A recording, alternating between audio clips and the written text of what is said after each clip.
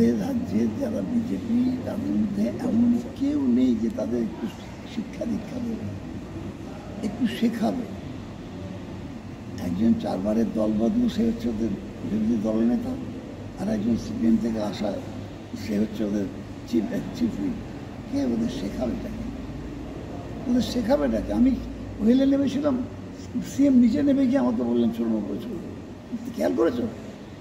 আমি যখন ওয়েলে প্রথম নামি, আমি সিনিয়র মোস্ট এমএলএ বিধানমন্ত্রী, আমি যখন ওয়েলে নেমে গেলাম, প্রথম নেমে গেলাম, তখন আমাদের মুখ্যমন্ত্রী উঠে ডেকে নিয়ে এলেন।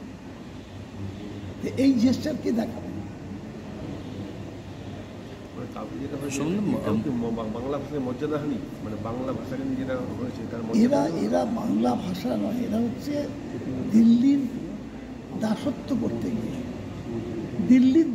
করতে গিয়ে, এরা এদের সমস্ত মান সম্মান, ভাষার যে আমাদের গর্ব, যে ভাষা বাংলা ভাষা বিশ্ববিখ্যাত মানুষদের জন্ম দিয়েছে, তার প্রতি ওদের কোনো শ্রদ্ধা কাগজে দেখিয়ে বৃদ্ধ হয়ে গেছেন, আইনি রান্না, ছাত্র পড়াচ্ছে। হতেই পারে ভালো মানুষ আছে বলেই তো সংস্থা এখনো আছে। সব মানুষ যদি খারাপ হয়ে যেত সংস্থা থাকতো না, ভালো মানুষ নিশ্চয়ই আছে।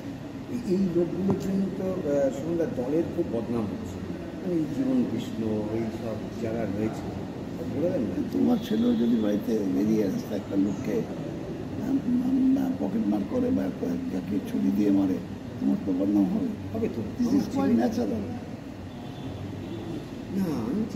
না না, এটাই হ্যাঁ, এটাই হ্যাঁ। তুমি একটা ছেলে বা দুটো ছেলের বাবা হবে, আর আমাদের পশ্চিমবাংলায় 10 কোটি ছেলের বাবা মা হবে, এতে আমাদের সমস্যা অনেক বড়। আমাকে যে রেকর্ড আছে, আমি রেকর্ড রাখি, প্রত্যেক দিন আমি পেপার কাটিং রাখি। ভারতবর্ষের সবথেকে বেশি রেপ হয়, সবথেকে বেশি বিজেপি শাসিত রাজ্য, যেখানে যেখানে ডবল ইঞ্জিন সরকার আছে। কে দায়ী? মোদি দায়ী।